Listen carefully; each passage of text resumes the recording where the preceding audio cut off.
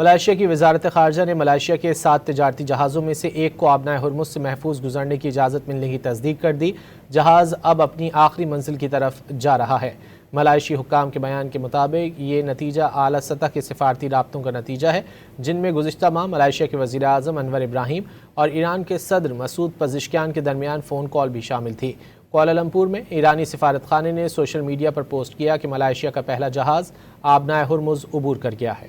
Malaysia کی وزارت خارجہ نے ملائیشیا کے 7 تجارتی جہازوں میں سے ایک کو آبنائے ہرمز سے محفوظ گزرنے کی اجازت ملنے کی تصدیق کر دی۔ جہاز اب اپنی آخری منزل کی طرف جا رہا ہے۔ ملائیشی حکام کے بیان کے مطابق یہ نتیجہ اعلیٰ سطح کے سفارتی رابطوں کا نتیجہ ہے، جن میں گزشتہ ماہ ملائیشیا کے وزیر اعظم انور ابراہیم اور ایران کے صدر مسعود پزشکیان کے درمیان فون کال بھی شامل تھی۔ کوالالمپور میں ایرانی سفارت خانے نے سوشل میڈیا پر پوسٹ کیا کہ ملائیشیا کا پہلا جہاز آبنائے ہرمز عبور کر گیا ہے۔ ملائیشیا کی وزارت خارجہ نے ملائیشیا کے 7 تجارتی جہازوں میں سے ایک کو آبنائے ہرمز سے محفوظ گزرنے کی اجازت ملنے کی تصدیق کر دی۔ جہاز اب اپنی آخری منزل کی طرف جا رہا ہے۔ ملائیشی حکام کے بیان کے مطابق یہ نتیجہ اعلیٰ سطح کے سفارتی رابطوں کا نتیجہ ہے، جن میں گزشتہ ماہ ملائیشیا کے وزیر اعظم انور ابراہیم اور ایران کے صدر مسعود پزشکیان کے درمیان فون کال بھی شامل تھی۔